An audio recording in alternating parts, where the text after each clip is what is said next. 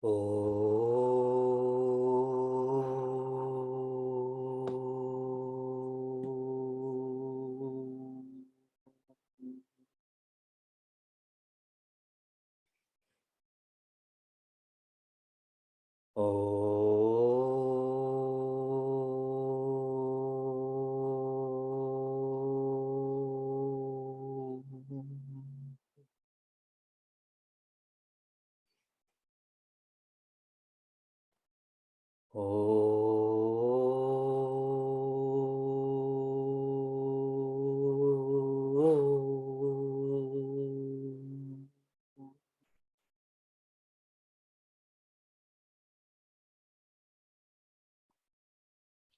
Hari Om, and greetings from Niagara Falls. The Harvard School of Public Health had facilitated a study on air quality and how this affects people in workplaces, their cognitive functioning. Specifically, in reference to their focus and their responses, their response times. And what they found was the lower the air quality, the more inaccurate their focus was. The lower the air quality, the slower their responses were. And that's for adults. If we reflect on those who are younger, children, toddlers, who are more sensitive to higher and lower air quality, studies have shown when children are exposed to lower air quality, their math scores and reading scores decrease. So what is the world trying to do about that? Many of us are connected to Bharat, to India. And I'm sure you've seen, or at least heard of, the air purification towers, the smog towers. Have you seen these before? They are these huge towers that are supposed to filter the air within a 1 kilometer radius of that tower. Can you all visualize that? So they developed these, they established these, but anyone who lives in the city where these towers are, they have all shared that as soon as you take one step away from the tower, all of the air quality goes back to being low. I'm sharing this because whenever we have to make decisions about our health, the longer the term the decision, in other words, longevity, is the gauge for that which is healthy or not. When the longevity is in reference to no term, as in it's just for now, that is a tamasic, a lazy way to live, a lazy relationship with one's environment. When decisions on our health are made in the short term, then that approach is rajasic. There's an aggressiveness that I am thinking about the future, but a very near future.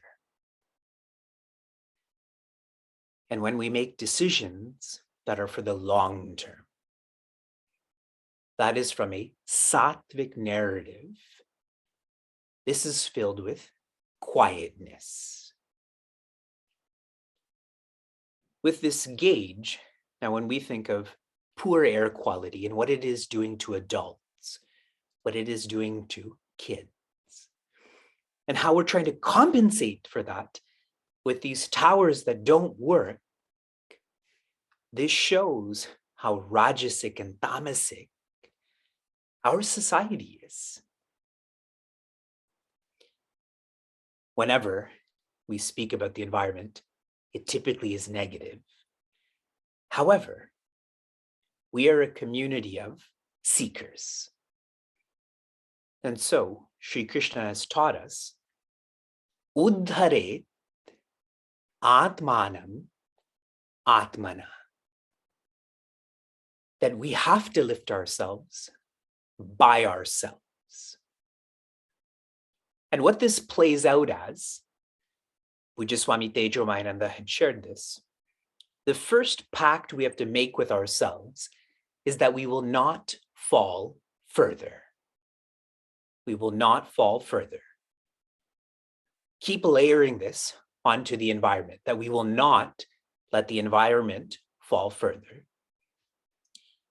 And the second pact is that we will rise from the level we have fallen to. So whatever the environmental condition is right now, that we will rise.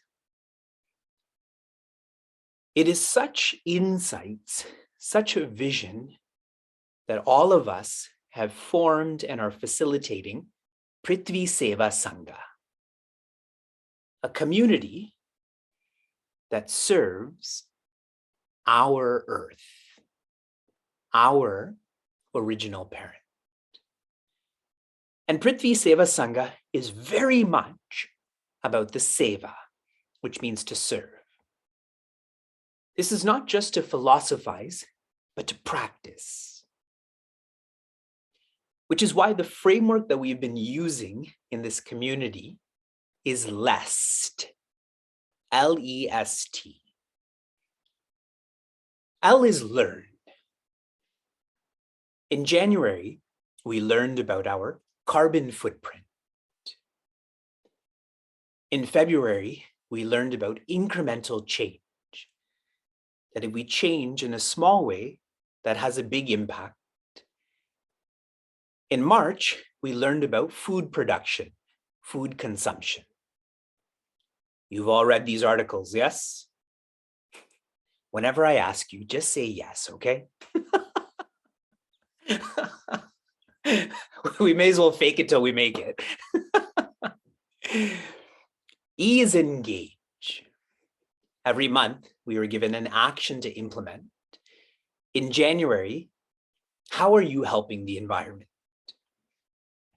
In February, to unplug. Unplug this sense of comfort, keeping our devices plugged in, using excess hot water. In March, the engagement was to analyze our trash and to find alternatives so there's not so much trash. Learn, engage. S is support. To support each other in our engagement and learning, and to support those who are serving the environment in a professional way. In January, we completed raising $25,002 for the Environmental Defense Fund. In February, we completed raising $18,009 for Puvidam Rural Trust. This is a school that is teaching kids to be environmental activists. In March, this is still for the environment in an indirect way. We have raised $25,102 to feed the hungry in Hungary. So a significant amount of support. And T is transform.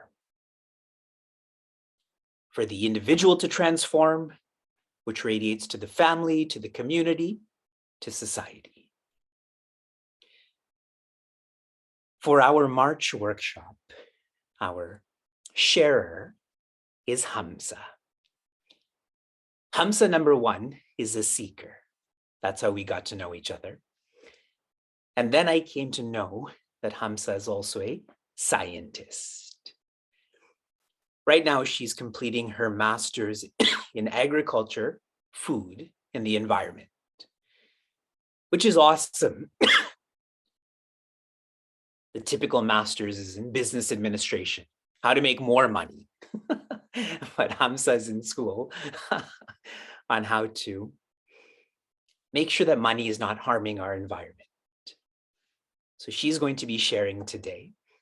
And before she shares, I would like to share with all of you a really lovely initiative that we're all going to take up together. And I'm sharing this now so you can reflect on this while Hamsa is sharing in terms about harmony on earth, harmony with the earth. I've shared a lot of details about how supportive you've all been so that we keep supporting Plant One for One.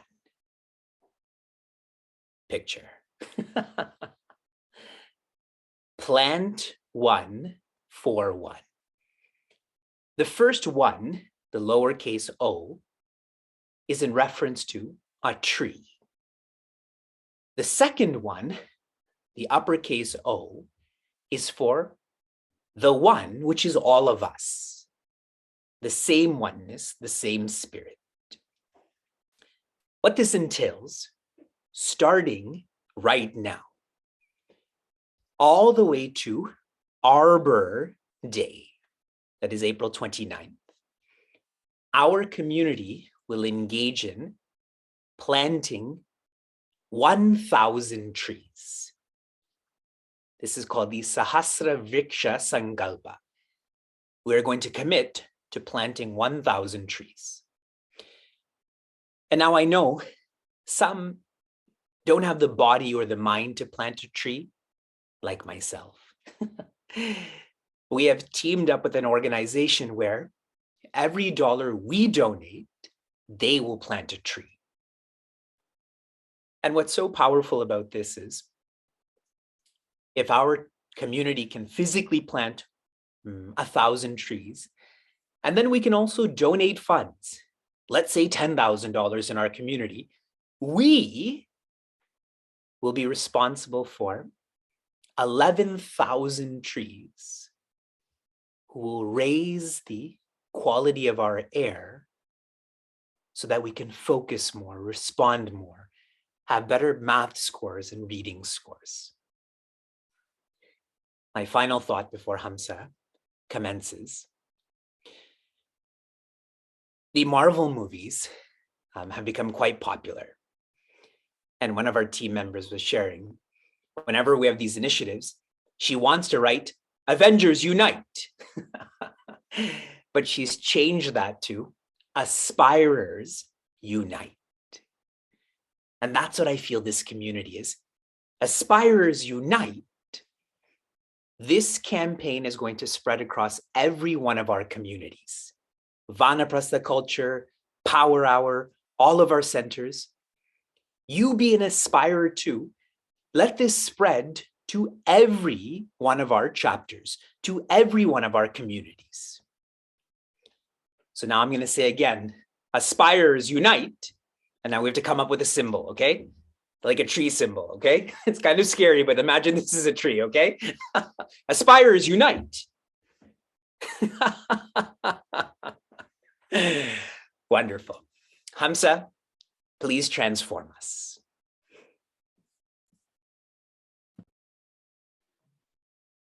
Hari Om, everyone, and my thank you to Vivekji and the entire Prthvi Sevasanga team for this opportunity to speak to you all today. I'll just take a moment to share my screen and then we will get started.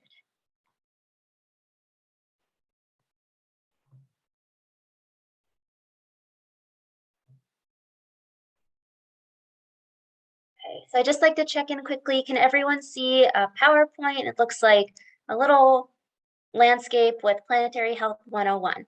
Wonderful. Okay, excellent. We'll just set up here a bit. Okay, wonderful. Well, once again, thank you everyone for being here this evening and for being willing to engage on a really interesting topic that I love very much, that is planetary health. So last month we had Climate Change 101, and in keeping with the theme, I thought we'd go with Planetary Health 101, this month. And in general, we'll be speaking about how our impacts on the Earth affect both human and environmental health.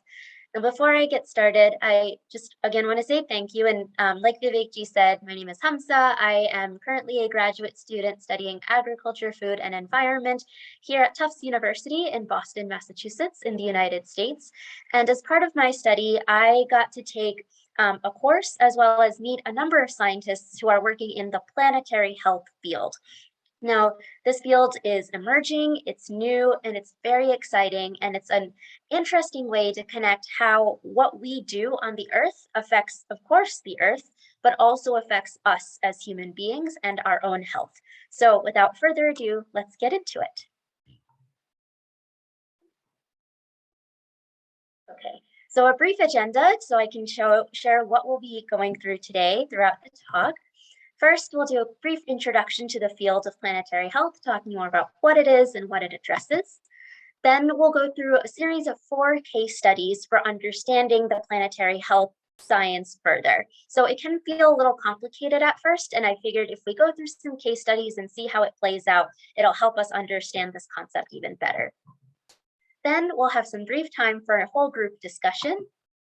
And then we'll also come back at the end to a spiritual connection to Vedanta that's really unique to planetary health. Not a lot of sciences have this unique connection to spirituality, but planetary health does. And so we'll come back to that before we close. And then in the end, we'll have a summary. So first, let's introduce planetary health. What is it? We're going to start with a video from Sam Myers. Now, Sam Myers is one of the foremost scientists in planetary health. He's actually one of the founders of the Planetary Health Alliance that started through the Harvard School of Public Health. And so we'll watch a brief video to hear him explain what our impact on the Earth has been as humans and what that means for human health. So just give me a moment and I'll share the video. Can everyone see a Google Chrome screen now? Yes, okay, great.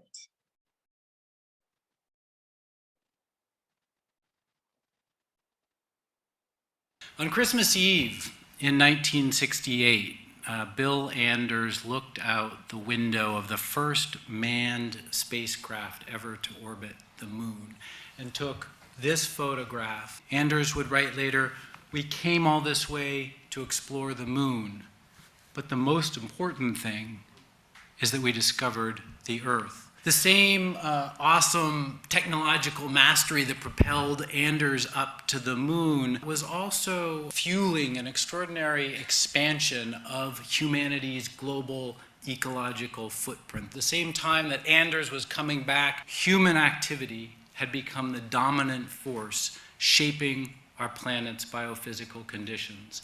We're now in a period called the Great Acceleration, where the impact of our activities across natural systems is intensifying almost exponentially. So let me show you what I mean. These are graphs of human consumption over time. Fresh water, or proliferation of motor vehicles, or production and use of synthetic fertilizers, paper production, plastic production, show a pattern of extraordinary acceleration since 1950. Not surprisingly, our planet's natural systems follow a similar pattern. What we see is pervasive degradation. The scale of our impacts across natural systems is really hard to overstate. Paradoxically, these deeply worrisome trends have been accompanied by steady improvements in most metrics of human health, despite steep rises in population and reduced global poverty. The result have been really impressive improvements in life expectancy. This apparent ecological paradox that the state of human health and our natural systems seems to be trending in opposite directions. The explanation is straight that we've been mortgaging the health of future generations to realize economic and development gains in the present. Growing awareness that rapid environmental change is driving large burdens of disease today, which are likely to be even larger in the future, has given rise to the emergence of this new field of planetary health. Human population growth and consumption exceeds our planet's capacity. I think planetary health science also places us in new ethical terrain. It teaches us that each one of us is connected to every other person, present and future, on the planet. Every decision that we make, what we eat, how we get around, where we go on vacation, what we purchase, whether we have a pet, even how many children we have, ultimately impacts our planet's natural systems and, as a result, the health and well-being of everybody else on the planet. The impact of each individual decision is infinitesimally small, but collectively they are enormous. In most instances, it's the poorest people in the world with the fewest cultural and governmental and philanthropic and technological resources who experience the worst impacts of environmental change, who have the most nutritional vulnerability to rising carbon dioxide levels, and yet it's the wealthiest people that are actually responsible for most of those emissions. Quantifying the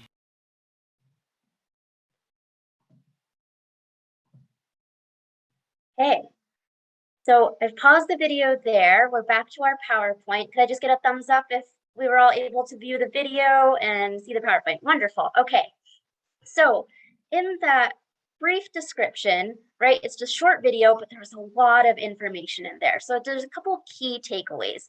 One, Sam Myers told us that starting in 1950, we saw all those graphs that kind of look pretty flat, and then all of a sudden they shoot up.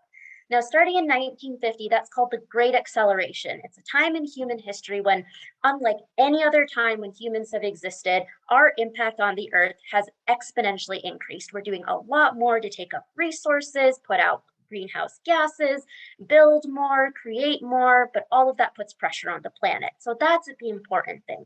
And we also hear him talk about a lot of other concepts and a lot of fields in our sciences today. So it's important to remember that this is an interdisciplinary field. There's a lot of things. We saw him talk about equity and poverty and wealth. We heard Sam talk about, ecology and the environment, and so many other different topics. So just to highlight a few, one is public health. Do people have enough nutritional food to eat? Are they healthy? What kind of diseases affect them? That's one. Then ecology. How are we taking ecosystems and treating them? What kind of animals do we interact with? All of those kinds of things. Then environmental science. What's happening to the weather, the climate, the environment in general? And lastly, natural resource economics. How much are we using? What kind of resources do we use? And what do we use them for? The important difference here, like I said before, is that there's ethics. So Sam Myers mentioned that there's a moral concept to all of this. And so we'll get to that at the end. So I know that was a lot of information, so just take a quick breather. I bugged for you all to take a picture of this. This is a photo that I took in Hawaii in 2018. It's meant to be relaxing. Let's take a deep breath, a lot of information, and just reflect on what you might be feeling right now, right? So let's use the chat, share some words that come to mind after watching this introductory video. Are you nervous, hopeful, inspired to do more? Vivek said, aspirers unite. So are you aspiring to do something more now? Take a minute to share in the chat any words that might be coming to mind. It could even be surprise, learning, anything that is coming to mind. Love to hear what you all are thinking. Okay, I'm seeing interested, aspiring, invigorated. Oh, I love it. Okay. The time to act is now. Absolutely. Collective action. Yeah, that was a really important moment when Sam said each of our actions is infinitesimally small, but together they're enormous. Determined, hopeful. Yeah, interconnectedness, interconnection. Okay, well, wonderful. Well, if you want to, please keep sharing. These are wonderful. Helps us create community in this virtual environment while we go through this, but we'll move on for the time being.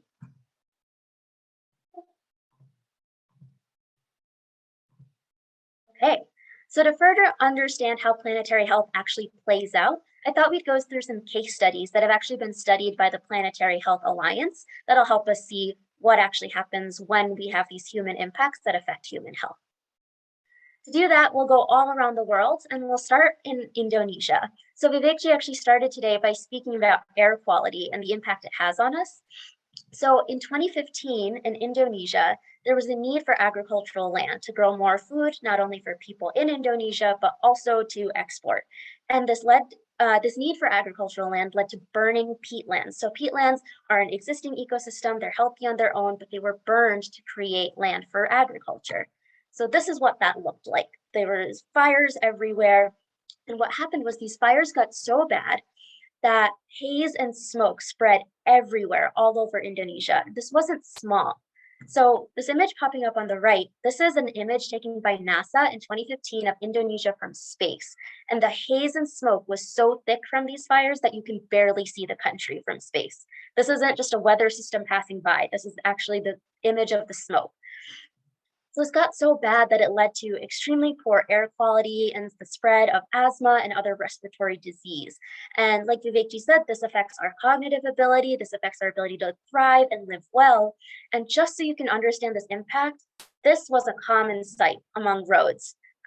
People were wearing masks, much like we are today, but not for a disease, just to prevent particles. People were getting sick, but couldn't get to hospitals because leaving their homes meant breathing in more smog. So this is a great example of how our needs as humans and the pressure we put on the earth to produce food for us is negatively impacting our health.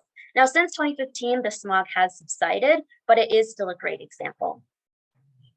Next, we'll come a little closer to home for many of us in North America. This is about Lyme disease in Connecticut. So my home state is actually Connecticut, so this one's literally close to home for me. This is the state of Connecticut here. That little yellow circle that you see right here is the city of Lyme. And the increased development of suburban housing actually fragmented a lot of forests here. So think about driving through a suburb. You might see a little patch of trees here and a little patch of trees there. All those places might have been forest at one point, but they get cut up and fragmented into pieces here and there in order to build suburbs and houses, which is super important. We need homes for everyone. But unfortunately, when they cut up houses, what happens is that the species that live in those forests get really divided, and it really affects the diversity and the number of predators that exist. So in Connecticut, this could be a fox or a coyote or any similar animal. And what happens is they stop reproducing, basically. Their population goes down and they're not available. And what happens is it leaves their prey behind. And a lot of those prey happen to carry diseases. So in Connecticut, we have an animal called the white-footed mouse. It's really cute. I really like looking at it, but unfortunately, it causes us a lot of problems. They are a great host for deer ticks that carry Lyme disease. So what happened was when we build more houses, there's not as many predators, more mice are able to grow, and that means more ticks are able to grow, and that means more disease can spread. And the problem is these ticks are around homes because they've been built into these forests. So again, us putting pressure on the earth to build homes for us to have places to live ends up coming back to bite us, literally with the tick, and then we get Lyme disease. So like you have here, disease spread in residential areas ends up increasing.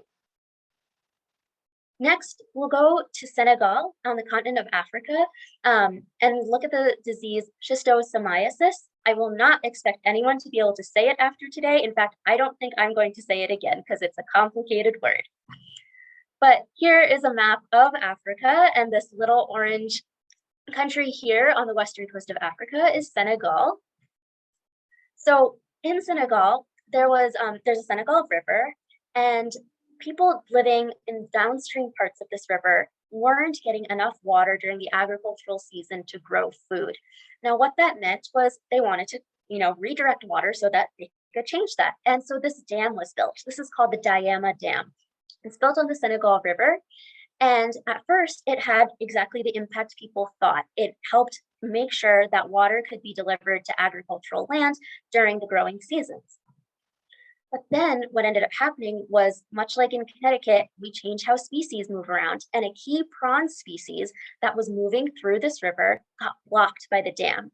And what happened was a downstream species of snail that spreads this disease ended up being able to grow and grow and grow because there was no prawn to eat it anymore. So this is that snail. And what it ended up doing was spreading disease. Now, this disease is waterborne, so it perfectly exists in the water, and it causes a lot of bowel problems and kind of upset stomach. And so once one person gets it, it's very easy for it to end up in the water stream through waste, and then it spreads to lots of other people. So without this predator prawn coming through, it led to more disease spreading through these snails. And here again, we see an example of how human building and engineering even impacts our ecosystems, which then can affect our own health. Now, lastly, we'll go to an example in Fiji, all the way in Polynesia, talking about waste disposal. So here's Fiji, it's in the Pacific Ocean. And here there was a community that had a disposal facility of manure, sewage, and trash that was upstream in a river. Now, a lot of these rivers look like this. And if you can notice, along these banks of the river, tiny villages set up because that's where water availability is. But unfortunately, when manure and sewage flow through those rivers, anything that's infecting them can lead to sickness for the people that are living around those rivers. So this particular case in Fiji led to typhoid outbreaks downstream from the infecting bacteria. And this again was exacerbated, it was made worse by forest fragmentation and climate change. So cutting down forests near rivers actually prevents some filtration that tree roots and plant roots give us. And climate change makes for better circumstances for disease spread. So both of these things are making this even worse. Oh, sorry, we'll stay there for a moment. So what I do want to say is a lot of these examples, they're overwhelming. It feels really heavy to think about all of this. I will say that a lot of scientists have actually worked in these 4 areas to create solutions for this. In fact, a prawn in Senegal is now being lab grown and reintroduced to the environment in order to help deal with the snail problem. Lots of scientists study Lyme disease and figure out how to prevent its spread. So people are doing things about this, right? So when we want to act, we're not alone. People are acting. But I know this can feel overwhelming. Now that we've gone through all of this, I thought we'd take a moment to discuss something that is closer to home for all of us. And that is COVID-19.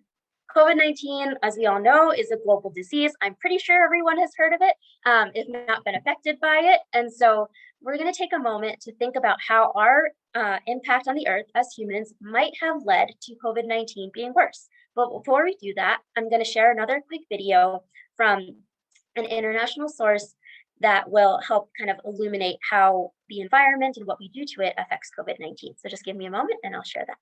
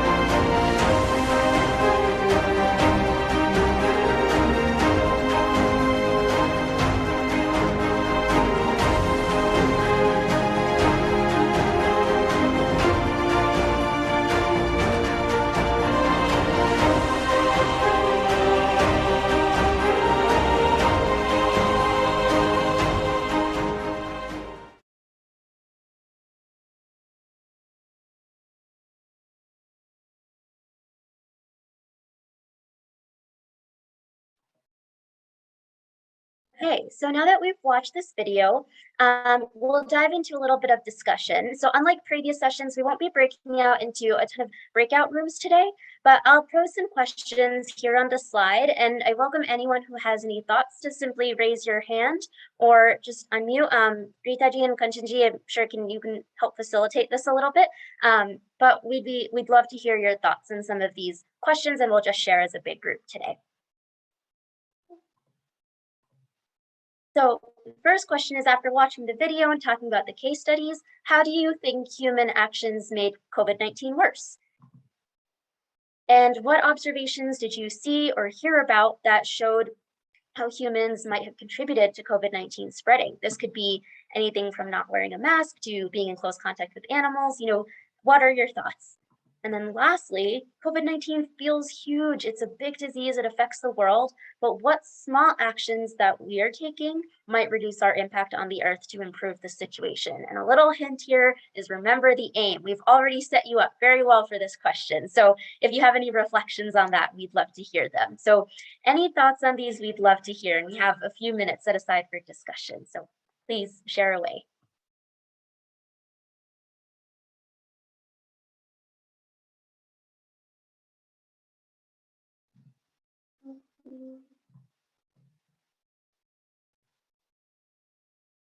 We don't have any takers at first. I'm happy to start. And I will say that for the aim, one thing that I did was, one of the biggest things that ends up in trash for me has always been food, because I like to cook. And so when I have food scraps, I end up throwing a lot of that in the trash. And recently, I've been lucky enough to be able to volunteer at a local farmer's market. And we have a professional industrial composting service that serves the area that I live in. And they come to the farmer's market every week and leave a bin at the market. And so I've had the opportunity to collect all my food scraps from the week and take them there and put them in the composting bin for free. To me, it's no cost to me at all, other than to carry my composting. And I get to do that little piece of impact for my community. So that's how I've been thinking about, when I spread food, it maybe is, creating methane in a landfill that contributes to climate change, which may lead to, heat islands and more heat in the air that affects people's health. And I'm doing a tiny little piece that I know will hopefully make a difference. So that was my reflection, and kind of thinking about the aim this month. And I'd be curious to hear from anyone else if they would like to share. It could even be just feelings right now of like, wow, I didn't know COVID-19 came from my interaction with animals. What does that mean? Anything you're thinking, we'd love to hear.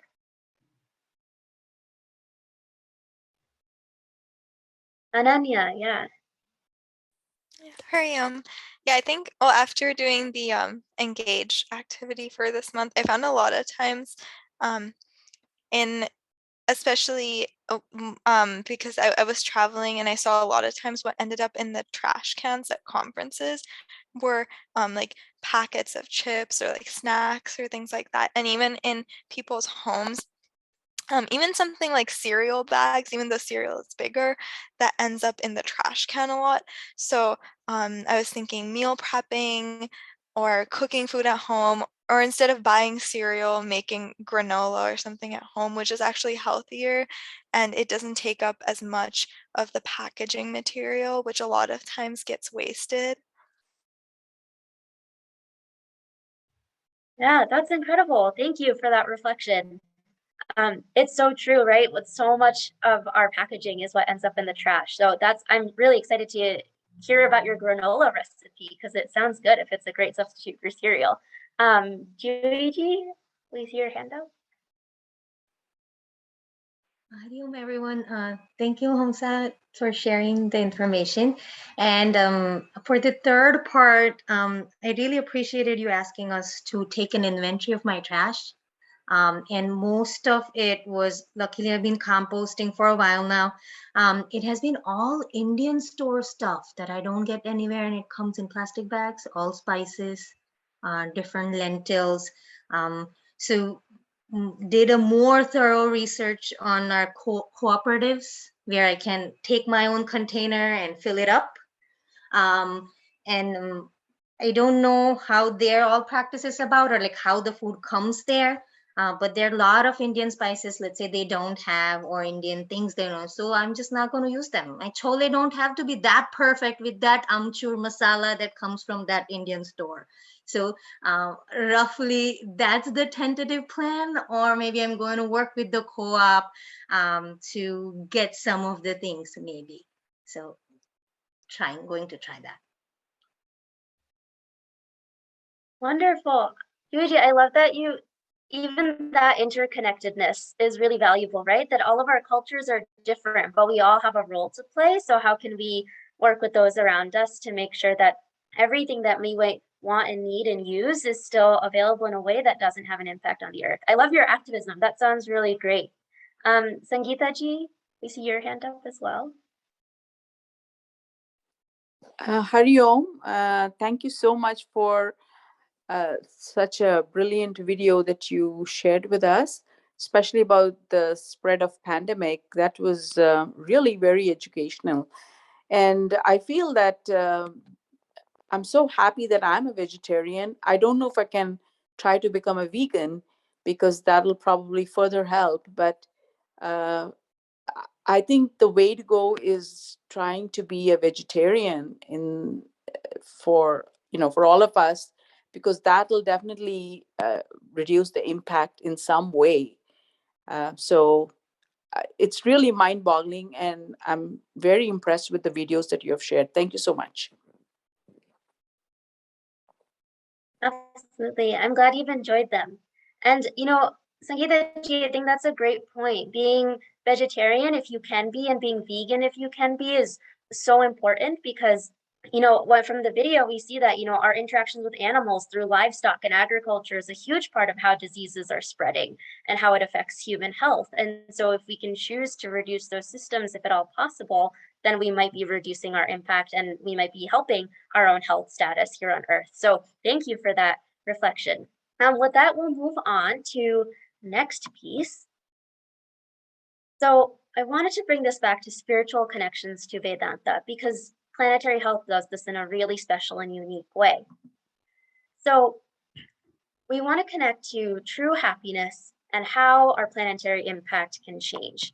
So we're going to go quickly back to Sam Myers and let him finish speaking and see what else he has to say about happiness and planetary health.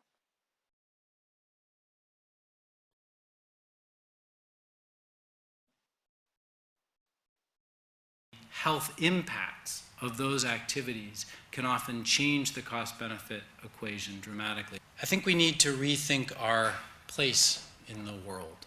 I think we need to reject the narrative that streams into our houses every single day that we can achieve happiness by relentlessly acquiring more stuff. What actually makes us happy is time spent with the people that we love, feeling connected to cherished places and communities, a sense of connection to something larger than ourselves, taking care of each other. Our planet is beautiful and unique, yes, but it's also small and somewhat shockingly contained. These are not images consistent with limitless resources or an unlimited capacity to absorb our waste. Edgar Mitchell described the Earth rise from the moon's surface.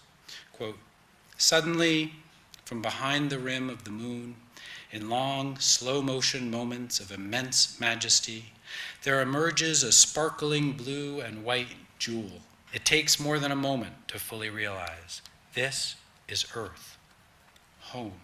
Our home is awe-inspiring and fragile, and that just as it nurtures us and all living things, it also requires our care. Thank you.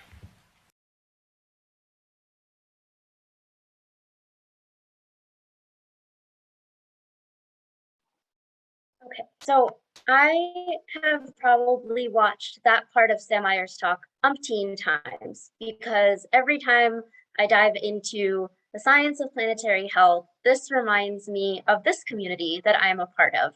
We hear so much from Vivekji and our entire Chinmaya mission community about gratitude and about how we shouldn't be dependent on fleeting things, on the things that don't last, and that we should see our interconnectedness to a oneness of, what everything that's bigger and, more important than just us and our bodies and the small parts that we are.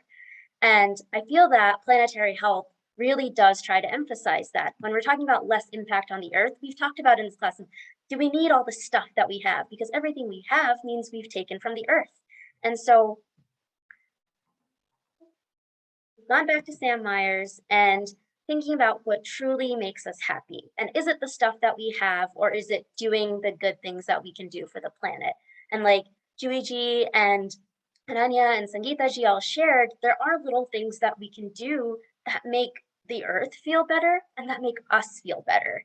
And I feel that those things are much more important than, whether I'm going to wake up with and wear a nice new shirt to class tomorrow, or whether I have the best laptop and the best iPhone, and all of those things just don't seem as important as making sure that this finite earth that we have is able to help us all live healthy lives and that we can keep it healthy too.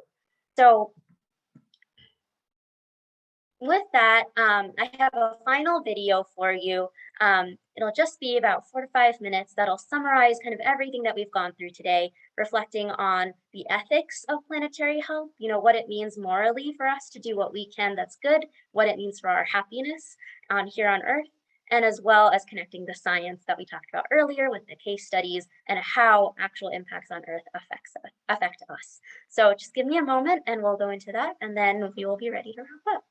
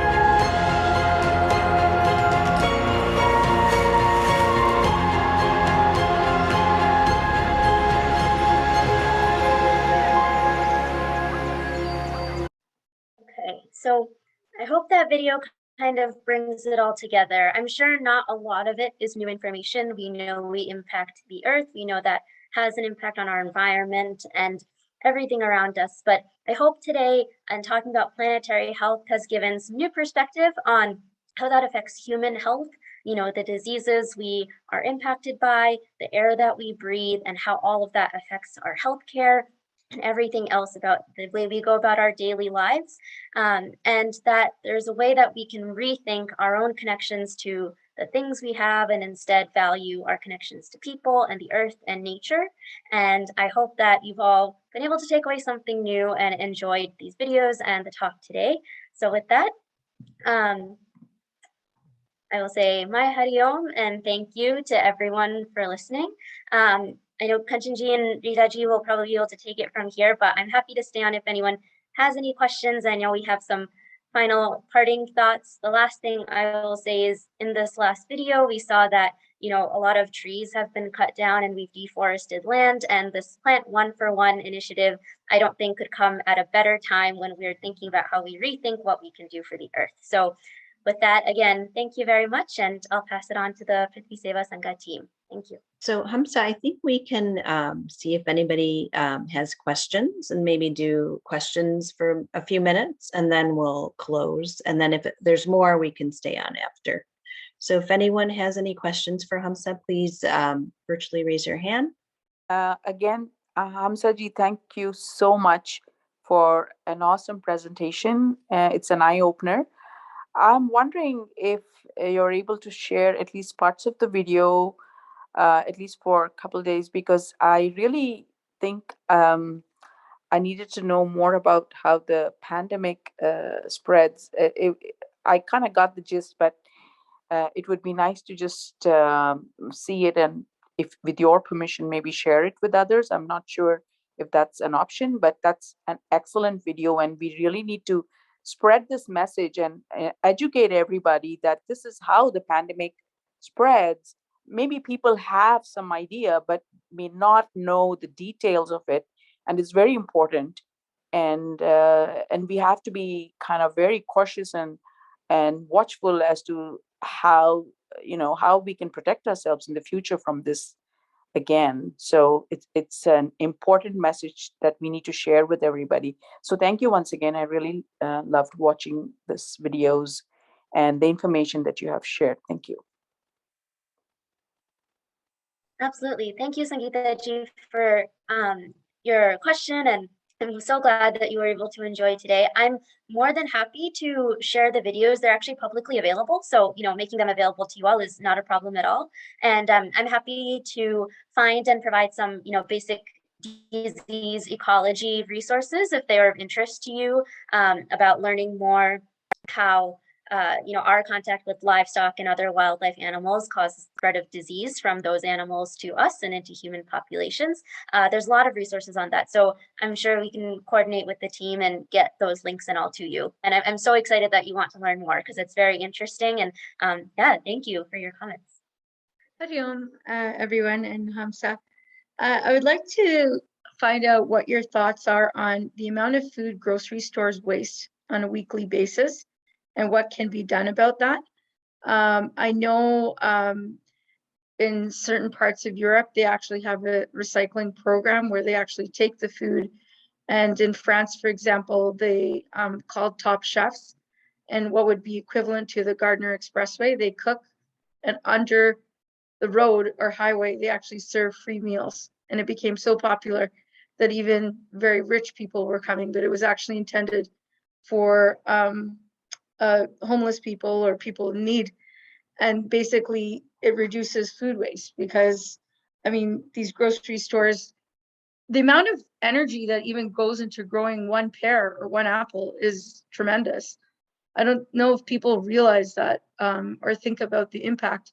And then to see the food just being thrown out is very sad when there's world hunger problems.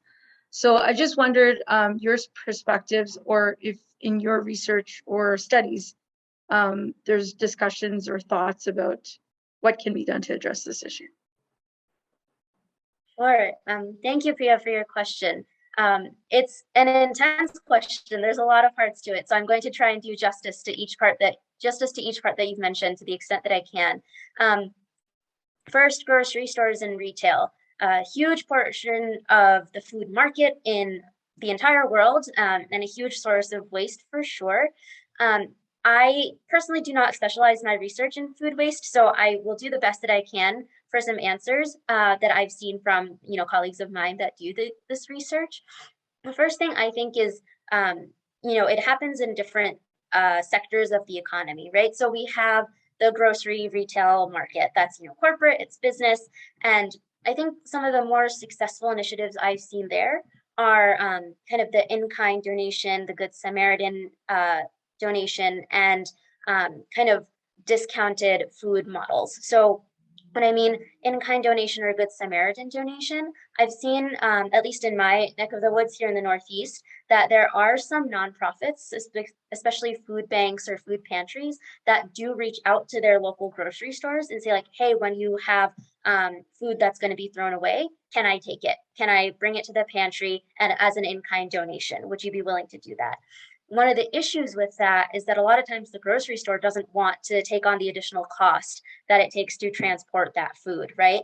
So one of the biggest things I think that kind of alleviates that scenario is, feeding funds into the nonprofits that can then pay for the transportation themselves, which is unfortunate, but that's kind of the easiest way to get money to those causes. And the other part is to reinforce kind of Good Samaritan laws, which tell us that grocery stores can donate that food without the liability of, oh, if you get sick from it, then, the grocery store is liable. Getting rid of that liability, I think, is a really big deal. I hadn't heard about this model in Europe, so that's really exciting. One thing that I was going to mention is there's a couple of grocery stores where I live that I know do what's called a good to eat or a clearance aisle, where if they have old bread that's kind of like just at the expiration date, they'll mark it down by 50%, 75%, and sell it off very cheaply. Or there'll be a good to eat bag of onions or eggplants, and they'll leave it at the front, and it's $1 for 5 pounds of eggplants, and you get to take them with you. And it's a way to encourage people to take that food and use it at home as opposed to it going to waste. Another thing that I think would be really valuable is mandating industrial composting. So where I live right now in Massachusetts, there actually is a mandate where a lot of grocery stores and restaurants are mandated to have their food picked up by a composter instead of sending wasted food to a landfill. And that that will also, I think, help. In terms of kind of feeding the hungry, I think there's a little bit more nuance to that, and I could get into it, but it might take some time now, so I won't do it. But I will say, like Ritaji said in the chat, we actually do have a talk coming up about food waste in the Prithvi Sevasanga series, and I'm sure we can explore it more then. And I'm sorry if I didn't get to every piece of your question, but thank you very much for your thoughts. I really appreciate them. Thank you, Hamsaji. In the video, it showed the human interaction with animals and the meat consumption and how humans come in contact with some of the diseases which probably don't cause that much damage in animals, but they can cross over into humans. Now, in the ideal world, everybody could become vegetarians, but we see these things like sustainably farmed or sustainably grown. Is this just what are your thoughts on, is this just a marketing gimmick, or are they really, does it really make a dent in this problem of, well, we can't change everybody, but at least can this be a little or tiny solution for how we interact with animals and not go and get bushmeat or something? Thank you. Sure. Thank you, Amitji, for your question. I should preface this by saying that I think your question will come with a somewhat unsatisfactory answer. In that sustainably farmed or sustainably grown is a pretty vague term. And in my, professional opinion, it's kind of a catch-all, and it can mean literally anything. So when they say sustainably farmed, that could mean that the farm or the company is using a feed for their animals that is organic, or maybe it's grown in a sustainable way, or it's grown in a better way. But it doesn't necessarily mean that the farm or the company itself has a lower impact on the earth, right? So a great example of this is cattle. We grow a lot of, we raise a lot of cattle for dairy and for beef. And what ends up happening is we can, have a farm or a company that has a collection of farms that are growing things in the best way possible. Maybe they're using organic feed. All of their meat and dairy is organic, so it's not, releasing, additional chemicals, pesticides, herbicides into the environment. They might have, solar power or a wind, a turbine on their farm that's helping create a lot of energy. At the end of the day, if you're growing cattle, cattle belch a lot and they release a lot of methane. And there's no way to change the fact that the cow is doing that. And so when we say sustainably farmed or sustainably grown, there might be aspects of an operation that is sustainable, that's better for the environment. To the extent that it makes a dent in the whole system, or how much that impact really is always a big question mark. I've actually studied corporate social responsibility, and the certifications that we see in all these labels, they are confusing. I spend a lot of my time looking at them, and they're confusing to me because half the time it's really hard to quantify what they're actually telling us. So whether sustainably farmed really makes an impact depends on the size of the company, the size of the farm, what they're actually doing. And a lot of times it is really hard to find that information. And as consumers, it's really tough for us. So sometimes the best decision we can make is to do what we know is good, right? So you said we can't make everybody vegetarian. That's totally true. But we can tell people, hey, instead of eating meat 7 days a week, could you try 5 days a week? And maybe that feels more approachable. And that impact is ever so slightly smaller, and that's an improvement. So it almost becomes, can we look for improvements and not perfection? And that's okay. Your other question was kind of how that relates to disease, and being sustainable and being in contact with livestock are kind of unfortunately very separate things, right? We can have a more sustainable cattle operation, but that doesn't change the fact that those farmers and the people who operate that facility are coming into contact with cows, right? So sustainability and disease and human health aren't necessarily connected, but it would take a lot more study. And honestly, it's not an area of expertise for me to be able to comment any more on that, but they are separate things. And to the extent that we can connect them, that's a little bit limited. I hope that answers your question. Yes. Thank you. Hamza, this is Rita. I actually have a question. Yeah, sure, Rita. What is is there any correlation between like food allergies and what we're doing with the environment? I hear that a lot, but is there like a direct correlation between how the climate is changed and what we've done with that great acceleration and an increase in food allergies? So the honest answer is I really don't know. It's not an area of my scientific expertise. I actually don't do a lot of nutritional study. So allergies and diets is not a huge area of my expertise. So the most honest answer is I don't know. I'm sure there's lots of studies out there that have found, some sort of connections, or are interested in studying what connections might exist. But unfortunately, I don't have the answer for you. So I was going to say two things. We live very close to a river in the city, and we have a really great forested area with lots of hiking trails around. And what I have been doing for the last like 3-4 years is, ever since we had grandkids, like I take them out, and while we are walking there, they have been learning all the chantings. And I find like, you have their attention. And it's a great way because they keep asking, oh, why should I learn the chanting here? And I always tell them, I said, look, there's so many birds and bees and, all kinds of wildlife, and they all would love to hear you sing. So let's chant for them. And I think like what you said about spirituality and the connection, I think that's where the connect comes in, and if you allow children to be part of that, like they don't like to go to the mall, they just want to walk. The place is called Fish Creek. They just want to walk in Fish Creek, and it's just lovely, like to see them. And like our older one is only about 6 years old, and she's almost doing like 10,000 steps with me, on a daily basis. We don't take strollers, nothing. We take a picnic and we just sit there and do that. And the other thing I've been doing with a lot of kids is, like, we have a community garden close by, and a lot of kids have no idea where food grows. And they have dirt piles there. I just let them play in the dirt piles. They get messy. We have a hose out there. So I think it's important also to get them started when they're really young as part of Bal Vihar activities, as well as for those who have younger children, grandchildren, or whatever.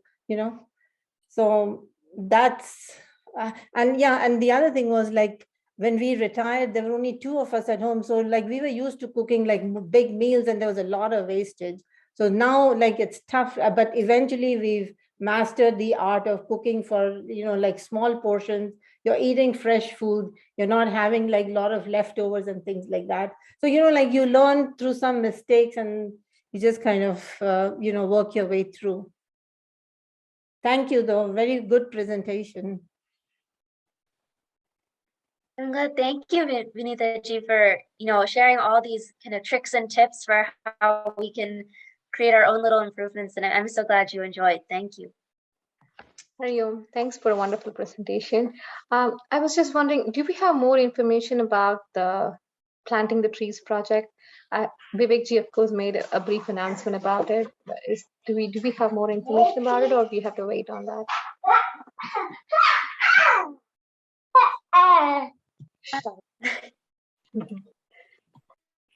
Rita, do you mention? Okay. Yeah, we do. I believe we had shared a few links, Shivani ji, in our chat. So we'll send that out. It's also on our website. So if you go to our website directly, it says Join Plant One for One. We'll share the link again here. So it'll be in our chat window in the Zoom chat. So we'll just share it right now again. Okay, yeah, so Rita shared it. This page basically has all information regarding the initiative, how you can track the planting, what charities we are supporting over there, what the process is for the whole month. I'm just going to share my screen and talk through our Prthvi Sevasanga community itself and some of the upcoming announcements. So on our website, under the community section, we do have our Prthvi Sevasanga page. And if you do go to the page, I just wanted to quickly run through all the different things that we have here. So obviously there's the option for you to join our community, which is basically the Luma form that most of you have signed up on.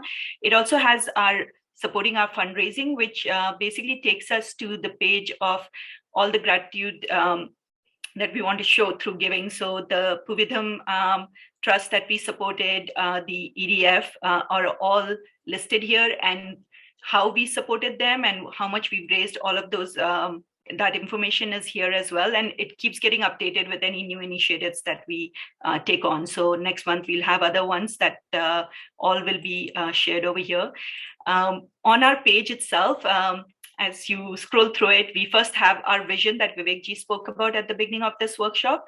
And then we have the upcoming workshops that we have. So the next one that we are having for next month is Sustainability, a Way of Life, which is with Meenakshi ji. So she's the founder of Puvidham Learning Center, the school itself. And it's like we've had a chat with her, and it's just she's such an inspiring talker, and all the work that she's done, it's really, really amazing to hear and know about all of that. So we will get to hear from her, and so all of our April activities will be focused on that.